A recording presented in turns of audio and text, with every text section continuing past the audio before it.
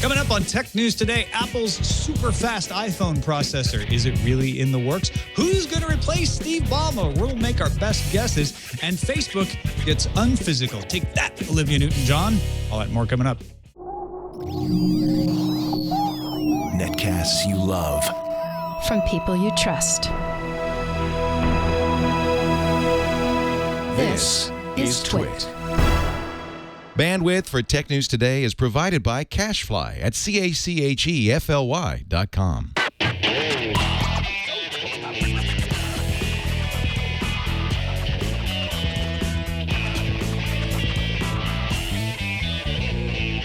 This is Tech News Today for Monday, August 26th, 2013. Tech News Today is brought to you by Squarespace, the all-in-one platform that makes it fast and easy to create your own professional website or online portfolio.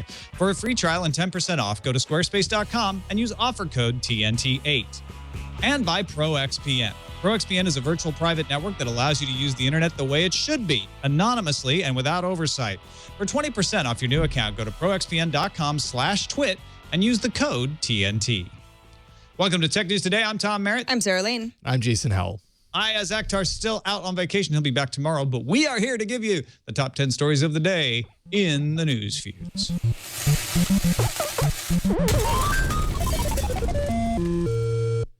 All Things D's Kara Swisher reports Steve Ballmer's departure was not as long planned as Microsoft wants you to believe. Her sources say Ballmer was enthusiastically planning the new devices and services strategy right up until the week he announced his retirement. The decision does seem to have been Ballmer's. Microsoft faces some rough earnings reports ahead, as well as a looming proxy fight from activist Investor Value Act. Over the weekend, Fox News reporter and friend of Twit, Clayton Morris, tweeted that the upcoming iPhone 5S may contain an A7 chip, which is very fast. In fact, up to 31% faster than the current A6. Adding to the Apple rumor mill, several Apple-centric blogs, including 9to5Mac, say that the new iPhone will also contain a 64-bit processor. Apple's previous A-series processors and other ARM chips from other suppliers like Qualcomm are 32-bit. The continuing spate of big tech companies with site outages continues to make me think of new jokes about Prism software updates, but it was no joke for sites that depend on Amazon Web Services this Sunday. Instagram, Netflix, Vine, others were affected by the Amazon outage that started at 4 p.m. Eastern time yesterday and continued for several hours. Amazon reported the outage was due to a partial failure of a network device. The Prism box, maybe? I don't know. They can't say legally. Yesterday, parts of China's internet service were taken offline due to a large-scale denial service attack, according to the China Internet Network Information Center. The attacks began early on Sunday and continued for several hours, culminating in the biggest ever denial of service China has ever seen. The attacks targeted the internet registry that allows users to access sites hosted on domains ending in .cn, although by today, the issues appear resolved. German weekly Der Spiegel got in on some Snowden leak action this weekend, reporting that the NSA tapped data traffic that gave them access to the United Nations internal video conferencing system. They even added a yay in one leaked document. Targets included the International Atomic Energy Agency and an EU delegation. Der Spiegel also reported on a special collection service the NSA uses to spy on 80 embassies and consulates around the world. Best part? These are all likely legal under U.S. law. Patriot Act. Yay. Hey. NTT Docomo shares rose in Japan after the chief financial officer for the company, Kazuto Tsubushi, told media outlet Sankei Biz, easy for me to say, that there are compelling reasons for his company and Apple to reach an agreement to carry the iPhone. Docomo shares rose 2.1% to 159,600 yen at the close in Tokyo, which is the highest level for the company since May 22nd. Facebook's Instagram used some allowance money from Daddy Zuckerberg to buy its first company. Y Combinator's Luma, a video capture stabilization and sharing app, will shut down soon, and its stabilization tech has apparently already been added to Instagram. Luma's iOS app will no longer be supported after December 31st. According to a picture that surfaced not only on GeoGAF's forums, but also Reddit, if you work full-time at Microsoft's Interactive Entertainment Business Division, you may not only get a free Xbox One on launch day, but it might be one in a white and silver gray hue that won't be available to the public. But that's not all. You may also get 1 year of Xbox Live and all first-party games for free. Of course, the picture could be photoshopped, and this could all be false, like most other things in life. Well, but you can still buy things on Facebook, although Facebook's foray into selling physical objects is over. Facebook found that 20% of its Facebook gift sales were for things, while its biggest sellers were gift cards. So over the next 2 weeks, visitors to Facebook Gifts will start to see only gift card options. No more stuffed animals or chocolates, sorry. The gift section will also get a redesign to its landing page and an update to the recommendations engine. Google isn't just working on software to help major automakers build self-driving cars. No, it's also building its own full-fledged self-driving car. At least that's what former Wall Street Journal reporter Jessica Lesson's sources tell her. The company has apparently considered ways to sell self-driving vehicles to individuals like you and me, but it's also focused on the potential for one of its self-driving cars to become part of a robo-taxi fleet that pick up passengers on demand. Yes. Episode of Tech News Today is brought to you by Squarespace. You know how much we love Squarespace here. The all-in-one platform that makes it easy to create your own professional gallery, website, online portfolio. And now we'd like to check out some of the sites you've built with Squarespace. Send a tweet with a link to your Squarespace website to hashtag TNT Squarespace, and we'll take a look. We could choose your Squarespace site to mention on a future episode. We've been looking at some great ones. People are doing all kinds of cool things, cool galleries, constantly taking advantage of the improved platform, the beautiful designs. Here's Just Another Beer blog at justanotherbeerblog.com. A template was customized with an interesting banner and background color, even looks great on mobile devices. Site reconfigures the design so it looks right on the device that you're using to look at it with. You can check out the glorious beer gallery in the Quench Your Visual Thirst section. And they have a slider that makes it easy to browse images. They have auto-publish from Instagram. Makes it super simple for them to update the visuals. They're always giving you great stuff. And it's a really interesting site. A great way to take advantage of Squarespace. Plus, they get beautiful code. They get hosting included. They get search engine optimization. You want to try this stuff out for yourself. Go start a trial. You don't even need to give them a credit card or anything. Just start building your website. And then when you decide to sign up for Squarespace, make sure you use the offer code TNT8 to get 10% off and to show your support for Tech News Today. Don't forget to send a tweet with hashtag TNT Squarespace. We could be choosing your Squarespace site to mention on a future episode. We thank Squarespace for their support of Tech News Today. Squarespace, everything you need to create an exceptional website. We thank them for their support. Joining us now, Randall Bennett from vidpresso.com, longtime friend of the show. We go way back to the CNET. It's good to have you back on the show, Randall. Yeah, man, good to be back. So excited to be here. We got that stuff, Balmer leaving over Friday. People haven't stopped talking about that. The Facebook gift thing. Got an interesting Marissa Meyer bio out there. Let's start by talking about that faster A7 chip, Sarah. Yeah, so obviously we're marching towards the September 10th announcement that Apple hasn't quite announced yet, but we're all excited for. Clayton Morris, as I mentioned in the news views, says he's got some sources, doesn't say who, that tell him that the A7 processor, which he says is apparently rumored to be in the iPhone 5S, if indeed that's what it's called, is going to be a lot faster than what we're currently used to with the A6 chip, which is in the iPhone 5, up to 31% faster. Supposedly still a dual-core processor, but 64-bit. Now, 9to5Mac also sort of corroborates that and says this could be better for animations. iOS 7 notoriously is heavier on the animations, just kind of in the back-end operating system and the transparencies that are part of if you pull up the new control panel, that sort of thing, other graphics. But, other people are saying, well, that's not really what you would need a 64-bit processor for. It probably has a lot more to do with battery life, that sort of thing. Morris has also pointed to a dedicated chip for motion tracking, which would point to a camera upgrade, which we've heard a little bit about in the past. Previous rumors included that slow motion mode that could possibly capture video at 120 frames per second, which could be cool, although not necessarily the first smartphone to do it. The iPhone camera has always kind of stood out as a leader. Randall, what do you make of all this? Do you think we're going to get a 64-bit processor? Do you think that it's a little too soon for stuff like this? Does anything stick for you? Timing. It seems like it doesn't seem out of the question by any stretch of the imagination. The rumors that have been talking about graphics support, I'm assuming that those are mostly unfounded. Yes, the iPhone is doing all this crazy transparency and blurring and all this stuff. That's mainly happening on the GPU, and so a lot of the processing that you do wouldn't be like CPU intensive. So this could be true. It's hard for me to say really. Like I don't have the Clayton Morris inside source, but regardless, like I think it would be. We're going to see a 5S, and with an upgraded CPU, a faster phone. That just seems par for the course for Apple. Yeah, it'd be surprising if we didn't see a faster processor in some way. And from what it looks like, they definitely have been testing a 64-bit processor. And it seems like it's at least even, if not a decent bet, that you might see it in this phone. But by all of the stuff that I'm reading, it looks like we'll definitely see a 64-bit processor in a phone within a year if we don't see it in the next announcement.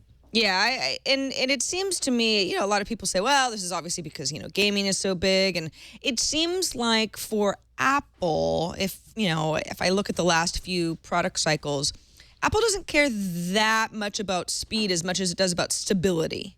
So I think, if this is something that we see in the next phone, it probably has to do with a better camera, an operating system that seems fluid, and better battery life. I'm certainly one that's championing that effort. Well, Apple champions battery life too. That's one of the things they love to tout. And one of the reasons we've heard given, not officially, but in back channels, for why they haven't added particular features, most famously when they didn't have 3G in the launch of the original iPhone. They said, it's battery life.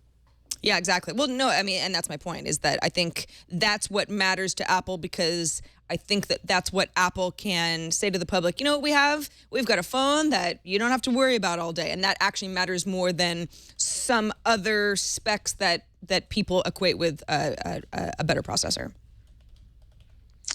Let's start playing the bomber go round then. It's that time. Let's take a look at Kara Swisher. She had that article that was actually really interesting about what led up to Ballmer's departure. Now, we talked to Mary Jo Foley in a special on Friday, and she said that Ballmer seemed to take responsibility. He said, I made the decision, Bill Gates backed me. If you read Kara's story, that makes sense. It sounds like Ballmer didn't want to go, and he was very enthusiastic to lead the company. He even said in his email, originally I planned to be here until the middle of the transition. But what happened, I think, is they started to realize, maybe in conversations with the board, that he was going to have to fight a proxy fight, and he was going to be a lightning rod for attention. And the earnings reports were not going to be good for a couple of quarters. And if they were going to make a transition, they needed to make it now. So even if today's Steve made the choice, said a source to All Things D, it was a choice yesterday's Steve did not want to. All right, knowing that he's gone, knowing that maybe this took Microsoft, not a little by surprise, but they started to do it faster than maybe they wanted. The top candidates being touted around for internal replacements are Tony Bates and Satya Nadella. And then after that, you hear a lot of different names internally passed around. Trip Chowdhury, an analyst at Global Equities Research, and touted to, I think it was Bloomberg, Google Senior Vice President Vic Gundotra, pointing out he used to run Microsoft's software evangelism program, and he is a rising star at Google. John Donahoe from eBay has been touted by a few people. Randall, what do you think? Will Microsoft stay with its Ballmer-originated strategy and probably go with someone inside? Or will they take this as an opportunity to change strategies again, maybe bring somebody from outside? I feel like they kind of screwed up. Like all the really good candidates who I think are top shelf people who I would recommend were people like Jay Allard or Steven Sinofsky, or like people, all of the kind of people who were born and bred in Microsoft culture, but showed the most promise of thinking differently. Those are the people who I think that still should be on the radar if Microsoft would have them. Jay Allard especially, he was the guy who sort of sexed up the Xbox and made it a lot different product. He's also responsible for the launch of the original Zune HD, which is where Metro comes from. So not having that sort of talent in-house, I kind of feel like they're going to have to go out of house, because right now Microsoft is more or less adrift in the consumer space, and that's the place where they want to be. They don't, Ballmer said in that Mary Jo Foley interview that, they find that the device and the services and everything have to all be together, and consumers aren't just going to use devices at work anymore and devices at home. It's all going to be one. So if Microsoft really wants to play in that world where Apple kind of has blazed the trail, I think they need a little bit more original thinking than has been shown inside Microsoft. I mean, if you look to the Xbox One as a prime example, with all the backlash that's received, it seems to me that people at Microsoft have a specific way of thinking, and it's the Microsoft way, and it's been that way for 30 years because of Gates and Ballmer, and maybe having an outsider come in and try to change things might help them a little. But it also, I mean, with the culture that's that entrenched, it could also hasten their demise, a la Yahoo and pre-Marissa Mayer. You have these different people with their different takes that are, trying to push towards one direction that might not be the right direction. I think the best choice is still outside of Microsoft, but it's going to be a sketchy time no matter what. Devices and services has been the mantra now for about a year, since Ballmer first threw it out there. And I still don't know exactly what they mean, especially about the devices side, because sometimes they're like, well, devices means Windows software. Windows, to me, is almost more on the services side, but they're trying to play it fast and loose with their partners and say, no, we're not talking about us making devices, although maybe we are. We're also talking about the other devices. So somebody needs to bring some focus and some definition to this, whether they stay with this strategy or whether they come up with something new. Because that's what the problem is right now, is everyone knows what Microsoft is good at, and what they're good at doesn't have the longer term future. And nobody knows what Microsoft's longer term future might be other than Xbox. Xbox seems pretty strong. Game consoles, maybe they have a sunset in their future, but they're not going away anytime soon. But selling laptops and desktops is at best a stable to declining market. And you want to be in a growth market if you're a company like Microsoft. Yeah, it's unfortunate that we can all say everyone knows what Microsoft's good at, but it's all a declining market. So now what happens? Is there nobody within the company that seems like they would just be the easiest possible choice to say, you're next in command? Absolutely. Ballmer had a good run. It seems like no. I would divide the company into enterprise and consumer, and throw Xbox at the consumer side of it and throw Windows at the enterprise side of it. And that's why I'm not CEO of Microsoft, because that's probably a horrible idea. I don't know. Let's talk about Facebook changing up. They're not afraid to change their gifts section. I won't be able to buy you chocolate on Facebooks anymore, Sarah. Oh, thank goodness. This was always a weird initiative from the get-go. September of last year, so over almost a year ago, Facebook launched gifts, physical gifts. You now see it when you wish somebody happy birthday. Facebook says, would you like to buy them a Starbucks coffee or chocolates? Or somebody gave me a candle last year, which was sort of stinky, but it was a very nice gesture. But the whole thing was physical gifts for your friends based on what you think that they would like. The problem is that Facebook says, well, it took in $5 million in earnings between gifts and user promoted posts in the fourth quarter of 2012, but that was the first quarter that it was offered. And from there on, it didn't really seem to make an uptick. People just, for the most part, had a hard time saying, friend of mine, this is the physical gift that I choose to give you. Facebook since then has launched the Facebook gift card, which would allow me to give you, Tom, just some basic money so that you could go and buy what you wanted. But apparently only 20% of total gift card sales made between two Facebook users were for physical products. Gift credits to Starbucks, iTunes was another one, were big sellers because I didn't actually have to get you anything. I'm just saying, hey, here's some money. Go get yourself what you want. It's a gift card thing. And that was doing better for Facebook. So the company decided, well, why are we partnering with these companies to sell the stuff that nobody really wants? What they will now be doing is factoring people's check-ins and people's likes to offer goods. So, for example, Tom, if you like a certain coffee company, right? And you've said that you've liked it on Facebook and you've checked into a couple coffee places, I will then have the opportunity to gift something that is more closely related to a page that you've liked relating to a specific product, which makes a lot more sense. So like give me a gift card for that place is what that's exactly, because you've basically explicitly stated, this is what I want. So I can give you a currency, basically, you know, an amount for what you've already said that you want and what you've already proven that you really do like because you've been there. They don't include photo check-ins. So anybody who's like, Instagram locations, I don't want that to be part of Facebook gifts, that's actually going to be stripped out. But actual Facebook check-ins that are used during the service. I have to say, the Facebook gifts, for the most part, I looked through a few of them every once in a while to try to give somebody something for their birthday or another occasion.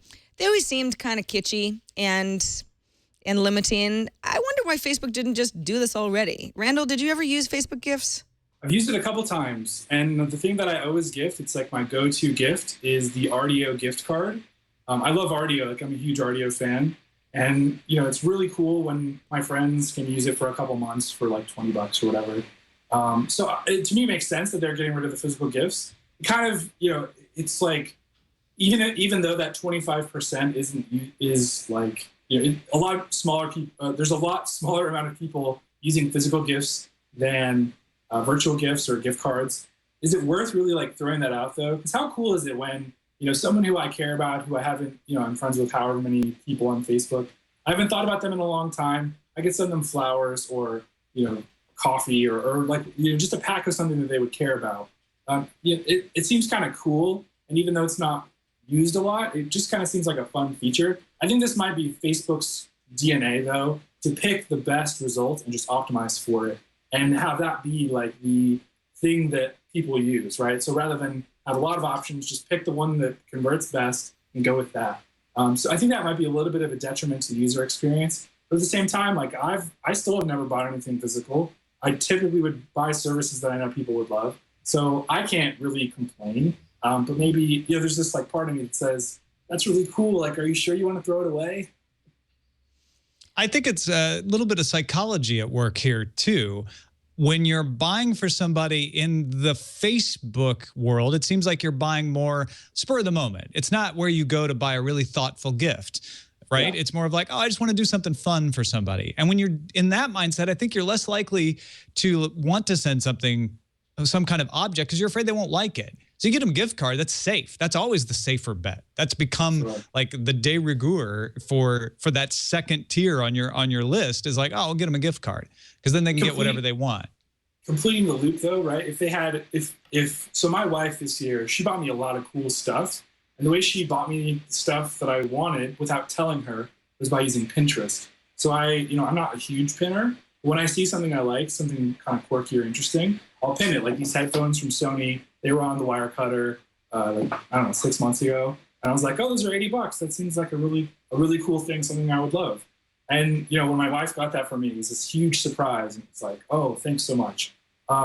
If they could complete that loop and maybe, you know, Facebook's not really a place where you save things you like. So the physical part doesn't really match it as well. But at the same token, like if you could get someone a thoughtful gift without spending a ton of time and you know that they would love it, that's a pretty good experience. I think it's a fun experience that feels like we live in the future. You know what I'm saying? So.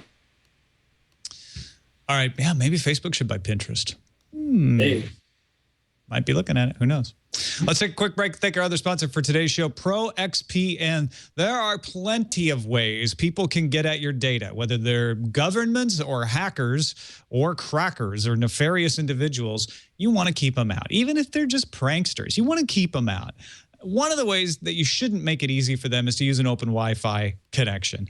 Try ProXPN. ProXPN is a global virtual private network, works with almost any internet connection, creates a secure encrypted tunnel through which all of your online data passes back and forth. Any online application can work with ProXPN, including your web browser, your email, your file sharing, your instant messaging programs. ProXPN keeps everything you do online hidden from the prying eyes, disguises your physical location, gives you unfettered access to any website or online service, no matter where you live or travel to. I had a guy on Twitter today said, I was running into this weird block. I use ProXPN. Not a problem. Frustration over. And you got complete online privacy through a 512-bit encryption tunnel. If you know what this is, OpenVPN or PPTP, you choose. You can use it on Linux. You can use it on your phone. There's a new ProXPN app for Android in the Google Play Store that supports OpenVPN. World-class customer support, and Steve Gibson gave it a great review on security now. So go to proxpn.com/twit for more information and to sign up. ProXPN premium accounts are normally $9.95 a month or $74.95 for an entire year. We've got a special offer. Use the code TNT to receive 20% off for the lifetime of your account. The lifetime. That's less than $5 a month on the yearly plan. If you're not satisfied, you can cancel within 7 days for a full refund. So go to proxpn.com/twit, sign up with the code TNT. We thank ProXPN for their support of Tech News Today. Onward into the truth about Marissa Mayer. Nicholas Carlson wrote an excellent piece on Marissa Mayer. He put it up on Business Insider. It might take you about an hour to read. That's about how long it took me. It's, I think, 20,000 words. It tells her story from youth through getting the job at Google after college, through leaving Google and starting at Yahoo. Has some great sources, even has a bibliography in there. It's really well done. And it tells about a Marissa Mayer who's painfully shy, it says, quoting people. She's driven, though, and she's most comfortable when she's teaching. Incredibly focused on the user, sometimes seen as robotic or snotty, probably because of her shyness. Very fast talking. They talk about her in college when they would work on these projects in study groups, being very down to business, not worried about socializing, just getting people back on track. And in fact, she wanted to be a doctor, but she's quoted as saying, I was just doing too many flashcards. They were easy for me, but it was just a lot of memorization. So she ended up in symbolic systems, and that's how she ended up in technology. She almost deleted. There's a great story about how she almost deleted the offer from Google. She had already decided she had all the offers she needed. She missed and hit the space bar instead of delete, ended up opening the email, reading it, and saying, maybe I'll take a flyer on this new Google thing. So I don't know if you guys got a chance to really read this thing, but given that sort of thumbnail sketch, if that's the kind of person Marissa Mayer is, what do you think we can expect at Yahoo based on some of the nuggets we gleaned from this article? Randall? The thing that stuck out to me was just authenticity. A lot of the problems I have with tech executives, especially people like Ross Levinson, who they mentioned earlier in the article, is they kind of come from this like cult of personality where you get an MBA, you know the right people, you go to Harvard, and you're CEO of a company. And I think the cool thing about Marissa is that she has this great background that's really rich. She doesn't come from a really well-off family. She comes from a family that's pretty normal. Like I think a lot of people in Middle America can identify with that. She has, she's a shy person who kind of deals with that in her own way. If you hear her talk in person, sometimes it is kind of awkward, like just to be totally blunt, but that's not why she's great at product. The best part for Yahoo really is that she does seem like the type of person who's well-rounded, who understands product is the most important part of the company, and who can, the small changes that she's made at Yahoo already point to this brighter future. I didn't have a chance to read the entire article because Nicholas, who's one of my friends, put that in a Kindle book, man. I'm not going to read 20,000 words in a page. But the beginning parts that I read, especially with her home life, it's been a lot less reported. She just seems like she's really well-grounded.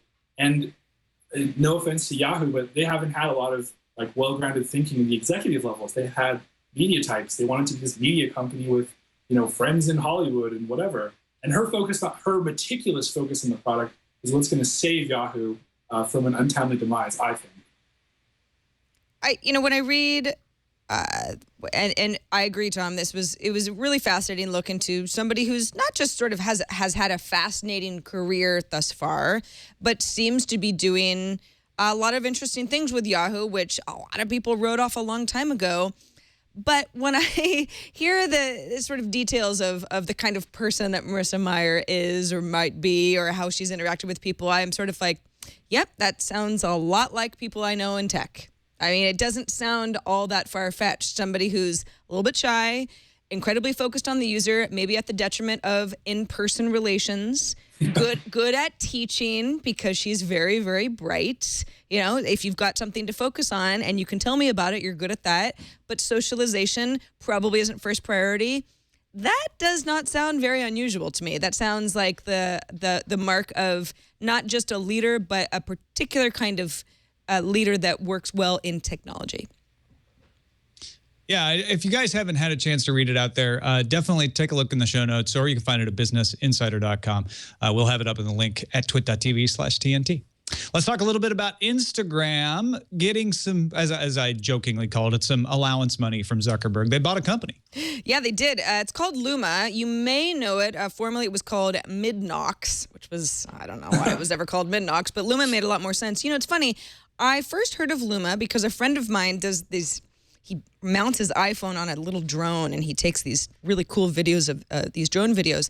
He was showing me a video and I said, gosh, that looks so good. I mean, is it like a jib cam or something? He said, no, I'm using this app called Luma. So I'd actually heard about it a few months ago. Apparently, the iOS app has since been pulled from the App Store because Instagram has acquired it, not just the technology, but also the team. However, existing users will be supported with the app until the end of this year, until December 31st, 2013.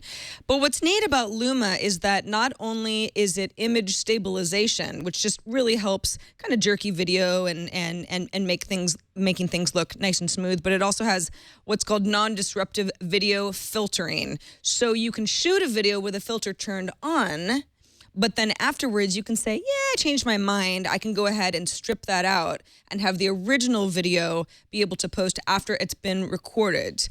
You can't do that with a lot of apps. So that's pretty cool. And, you know, it's funny. Apparently, sources tell TechCrunch anyway, that this may actually already be incorporated into Instagram video. And I think that that's probably true because over last weekend, I took a video when I was on vacation. And it was sort of, I did this sort of pan up from a ceiling down to a floor. I remember looking at it afterwards saying, I mean, that's incredibly smooth because I didn't even really try that hard. And it seems better than the stabilization was when Instagram video first launched. So this may be something that Luma has already been incorporated into Instagram, but it really just kind of makes Instagram and Vine, because those two get compared to each other so much, even that much farther away from each other. Randall, I sort of see Instagram almost as becoming like a little personal editing project, where Vine is a lot more of this sort of short, staccato, creative medium. Yeah, and that's great for everyone, I think. I think the fact that these products continue to diverge, at least in user base, if not features, is really good. I mean, you look at Facebook and Twitter.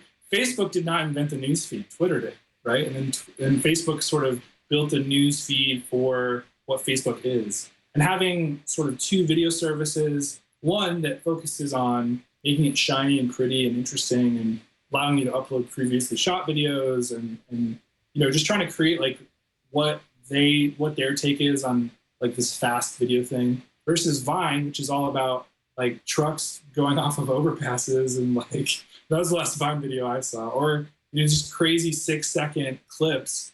I've seen a lot of comedians use it as like a different kind of medium.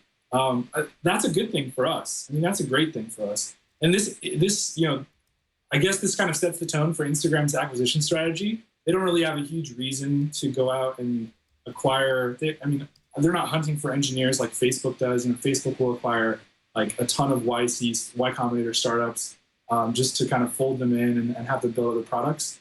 Instagram, on the other hand, their first acquisition being a technology acquisition, that's like a really good sign. I mean, that's a healthy thing for startups in Silicon Valley, but also like Instagram benefits hugely.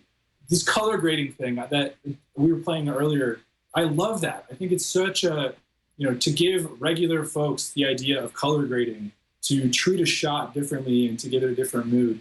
I mean, that's a great new take on like mobile video and making it easy for you to make something cool looking. So I'm a huge fan of this, and I think it splits the services a little bit more, which is really a good thing.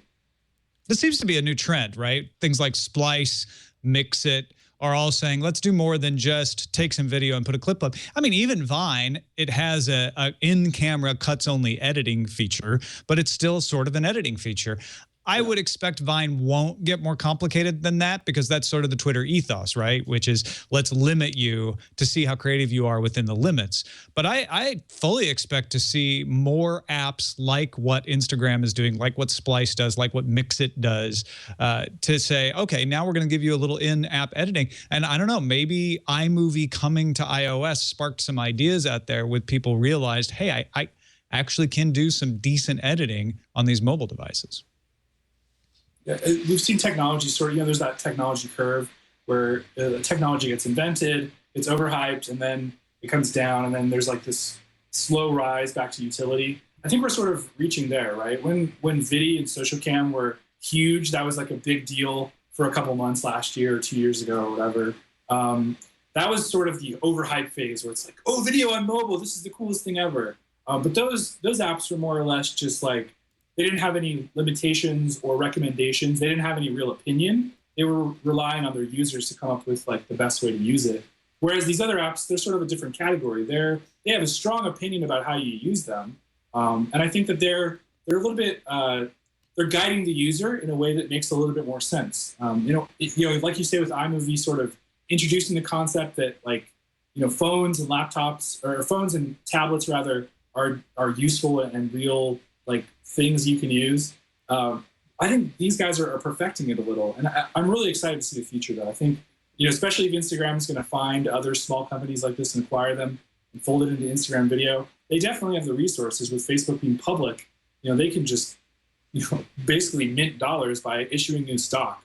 So hopefully we see more innovation based on this acquisition by startups saying, hey, maybe Instagram will acquire me, so I'm going to try that idea I've always had.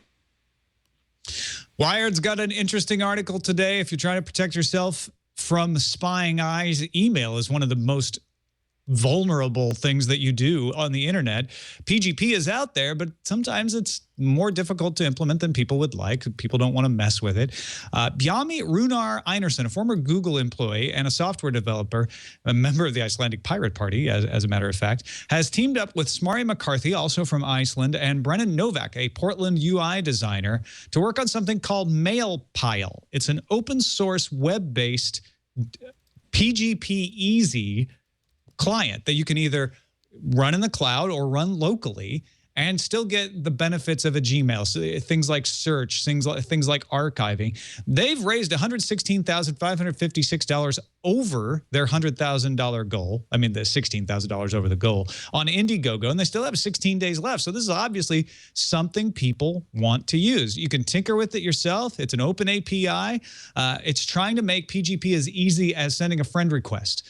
So instead of having to go through this laborious key exchange, because frankly, if the person on the other end isn't using secure email, your email is no longer secure once they read it, once they open it.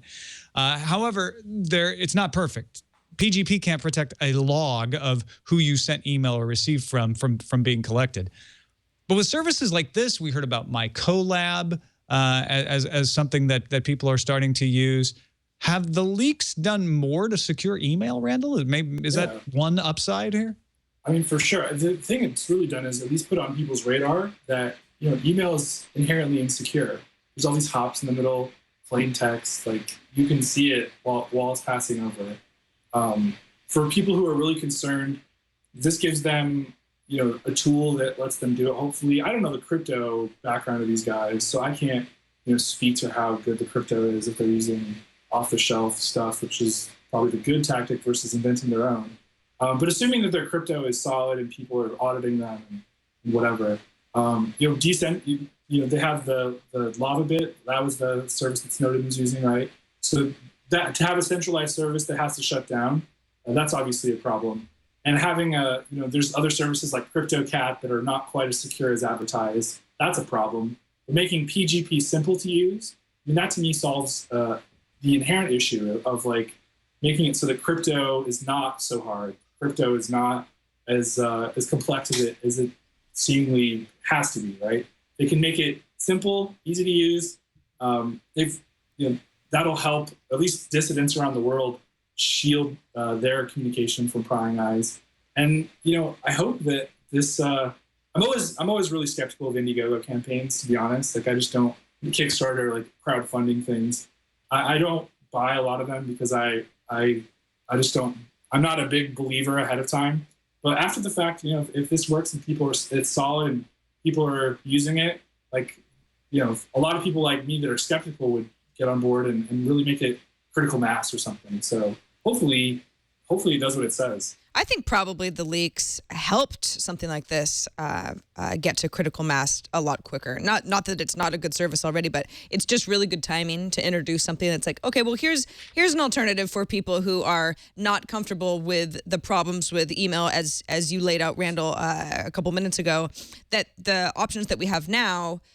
It's a very good time to say, well, how about this Indiegogo? Would you like to contribute to our campaign? And obviously, they were able to reach their goal and then some with quite a bit of time left. So I know what you mean about sometimes these campaigns seem like a really great idea, but it's all about the execution. And you don't have to execute when you put something like this together. You really just need the concept. But it is a good first start.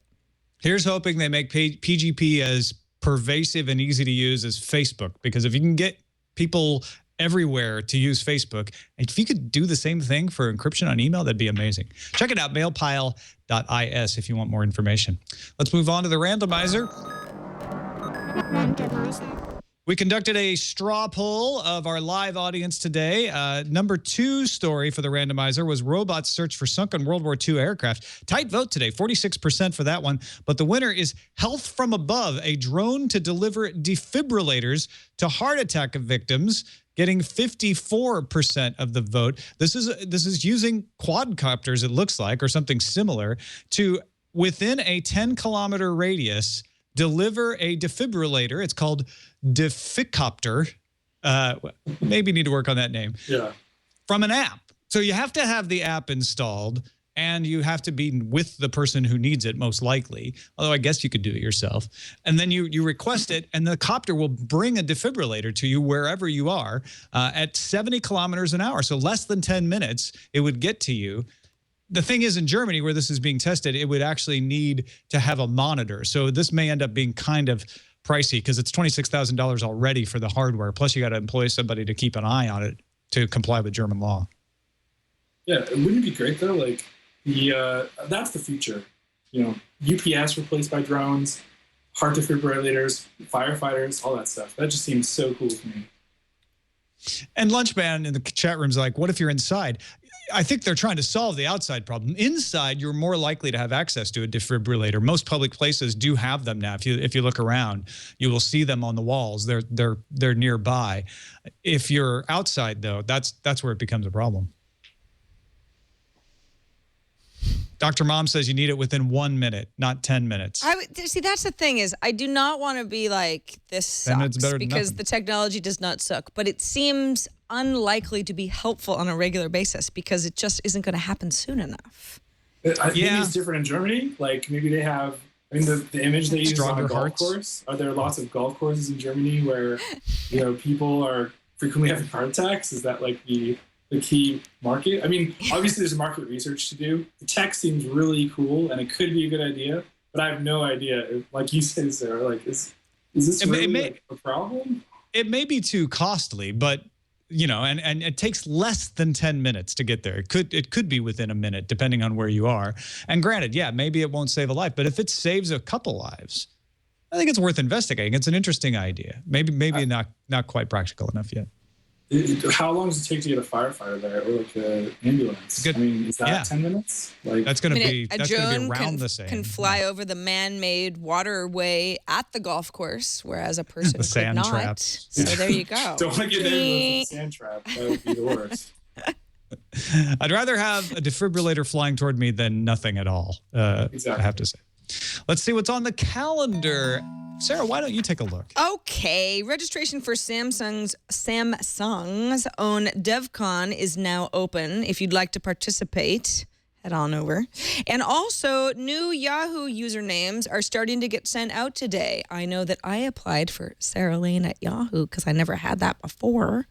Maybe you'll get what you asked for as well, if you already asked for it.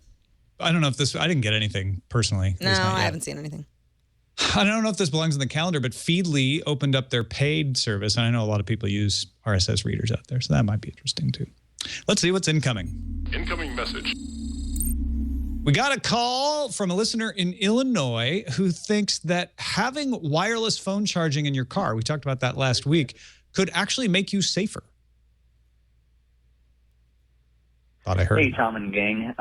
Love the show and everything. And I just was listening to the Thursday episode about the GM power mat thing that they're being put in the cars. And I think one of the things that immediately came to my mind was safety and security.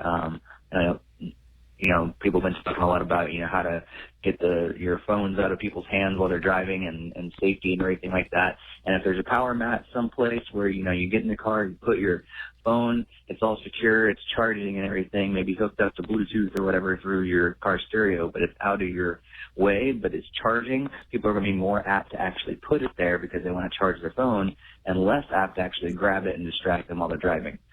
Just a thought, and see you later. Bye. See ya. Interesting. Yeah. I can see it having an effect, and a measurable effect, but I don't know how much of an effect. Right.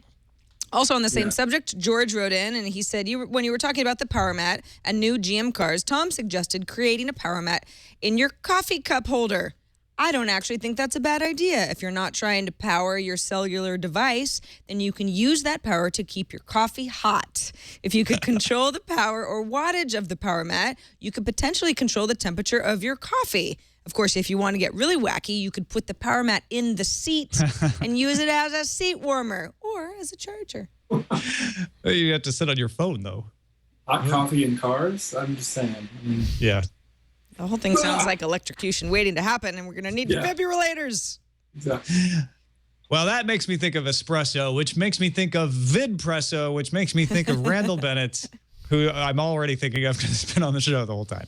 But Randall, thank you for joining us today. What's going on at vidpresso? What are you guys up to these days? Yeah, so we've had a really busy summer. vidpresso is a way to take Facebook, Twitter, and Instagram, put it on TV. We're working on some stuff for events. So if you're an event person, if you have like a conference or whatever, reach out to us. We're looking for beta testers for that.